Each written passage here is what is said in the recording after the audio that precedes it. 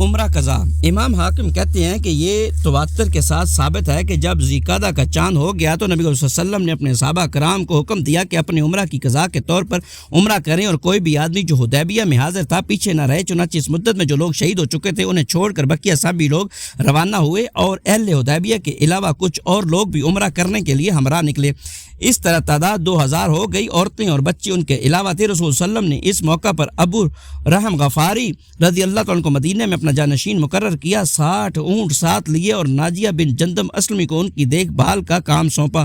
ذوالحلیفہ سے عمرہ کا احرام باندھا اور لبیک کی صدا لگائی۔ آپ کے ساتھ مسلمانوں نے بھی لبیک پکارا، اور قریش کی جانب سے بدعہدی کے اندیشے کے سبب ہتھیار اور جنگجو افراد کے ساتھ مستعد ہو کر نکلے۔ جب وادی یا ججج پہنچے تو سارے ہتھیار یعنی ڈھال، سپر، تیر، نیزے سب رکھ دیے، اور ان کی حفاظت کے لیے اوس بن خولی انصاری رضی اللہ تعالیٰ عنہ کی ماتحتی میں 200 آدمی وہیں چھوڑ دیے، اور سوار کا ہتھیار اور میان میں رکھی ہوئی تلواریں لے کر مکہ میں داخل ہوئے۔ رسول صلی اللہ علیہ وسلم مکہ میں داخلے کے وقت اپنی کسوہ نامی اونٹنی پر سوار تھے۔ مسلمانوں نے تلواریں حمائل کر رکھی تھیں اور رسول صلی اللہ علیہ وسلم کو گھیرے میں لیے ہوئے لبیک پکار رہے تھے۔ مشرکین مسلمانوں کا تماشا دیکھنے کے لیے گھروں سے نکل کر کعبہ کے شمال میں واقع جبل کے کان پر جا بیٹھے۔ انہوں نے آپس میں باتیں کرتے ہوئے کہا کہ تمہارے پاس ایسی جماعت آ رہی ہے جسے یثرب کے بخار نے توڑ ڈالا ہے، اس لیے نبی صلی اللہ علیہ وسلم نے صحابہ کرام کا حکم دیا کہ وہ پہلے 3 چکر دوڑ کر لگائیں، البتہ رکن یمانی اور حجر اسود کے درمیان صرف چلتے ہوئے گزریں۔ کل 7 چکر دوڑ کر لگانے کا حکم محض اس لیے نہیں دیا کہ رحمت و شفقت مقصود تھی، اس حکم کی منشا یہ تھا کہ مشرکین آپ کی قوت کا مشاہدہ کر لیں۔ اس کے علاوہ آپ نے صحابہ کرام کو استباء کا بھی حکم دیا تھا۔ استباء کا مطلب یہ تھا کہ دایاں کندھا کھلا رکھیں اور چادر دانی بغل کے نیچے سے گزار کر آگے پیچھے دونوں جانب سے اس کا دوسرا کنارہ بائیں کندھے پر ڈال لیں۔ رسول صلی اللہ علیہ وسلم مکے میں اس پہاڑی گھاٹی کے راستے سے داخل ہوئے جو ججون پر نکلتی ہے۔ مشرکین نے آپ کو دیکھنے کے لیے لائن لگا رکھی تھی۔ آپ مسلسل لبیک کہہ رہے تھے یہاں تک کہ حرم پہنچ کر اپنی چھڑی سے حجر اسود کو چھوا، پھر طواف کیا۔ مسلمانوں نے بھی طواف کیا۔ اس وقت حضرت عبداللہ بن رواح رضی اللہ تعالیٰ تلوار حمائل کیے ہوئے رسول صلی اللہ علیہ وسلم کے آگے آگے چل رہے تھے اور رجز کے یہ اشعار پڑھ رہے تھے: کفار کے پوتوں ان کا راستہ چھوڑ دو کہ ساری بلائی اس کے پیغمبر ہی میں ہے۔ رحمان نے اپنی تنزیل میں اتارا ہے، یعنی ایسے صحیفوں میں جن کی تلاوت اس کے پیغمبر کر کی جاتی ہے۔ پروردگار میں ان کی بات پر ایمان رکھتا ہوں اور اسے قبول کرنے ہی کو حق جانتا ہوں کہ بہترین قتل وہ ہے جو اللہ کی راہ میں ہو۔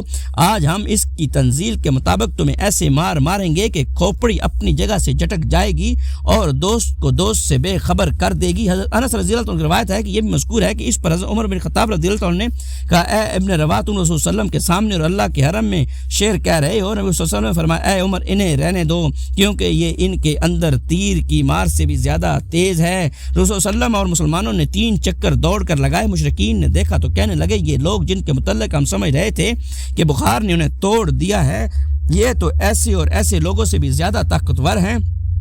طواف سے فارغ ہو کر آپ نے صفا اور مروہ کی سعی کی۔ اس وقت آپ کی ہدی یعنی قربانی کے جانور مروہ کے پاس کھڑے تھے۔ آپ نے سعی سے فارغ ہو کر فرمایا: یہ قربان گاہ ہے اور مکے کی ساری گلیاں قربان گاہ ہیں۔ اس کے بعد مروہ ہی کے پاس جانوروں کو قربان کر دیا، پھر وہیں سر مڑایا۔ مسلمانوں نے بھی ایسا ہی کیا۔ اس کے بعد کچھ لوگوں کو یاجج بھیج دیا کہ وہ ہتھیاروں کی حفاظت کریں اور جو لوگ حفاظت پر مأمور تھے وہ آ کر عمرہ ادا کر لیں۔ رسول صلی اللہ علیہ وسلم نے مکہ میں 3 روز قیام فرمایا۔ چوتھے دن صبح ہوئی تو مشرکین نے حضرت علی رضی اللہ عنہ کے پاس آ کر کہا کہ اپنے صاحب سے کہو کہ ہمارے یہاں سے روانہ ہو جائیں کیونکہ مدت گزر چکی ہے۔ اس کے بعد رسول صلی اللہ علیہ وسلم مکہ سے نکل آئے اور مقام صرف میں اتر کر قیام فرمایا۔ مکہ سے آپ کی روانگی کے وقت پیچھے حضرت حمزہ رضی اللہ تعالیٰ عنہ کی صاحبزادی بھی چچا چچا پکارتے ہوئے آ گئیں۔ انہیں حضرت علی نے لے لیا۔ اس کے بعد حضرت علی، حضرت جعفر اور حضرت زید کے درمیان ان کے متعلق اختلاف اٹھ کھڑا ہوا۔ ہر ایک مدعی تھا کہ وہی ان کی پرورش کا زیادہ حقدار ہے۔ نبی صلی اللہ علیہ وسلم نے حضرت جعفر کے حق میں فیصلہ کیا کیونکہ اس بچی کی خالہ انہی کی زوجیت میں تھی۔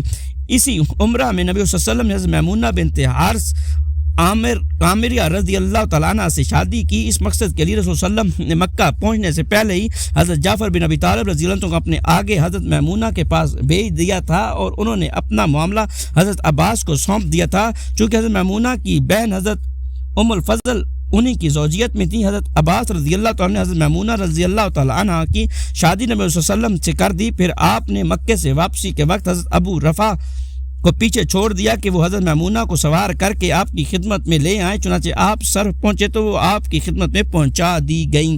اس عمرہ کا نام عمرہ قضا یا تو اس لیے پڑا کہ یہ عمرہ حدیبیہ کی قضا کے طور پر تھا، یا اس لیے کہ یہ حدیبیہ میں طے کردہ صلح کے مطابق کیا گیا تھا، اور اس طرح کے مسالت کو عربی میں قضا اور مقاضہ کہتے ہیں۔ اس دوسری وجہ کو محققین نے راج قرار دیا ہے۔ نیز اس عمرہ کو 4 نام سے یاد کیا جاتا ہے: عمرہ قضا، عمرہ قضیہ، عمرہ قصاص اور عمرہ صلح۔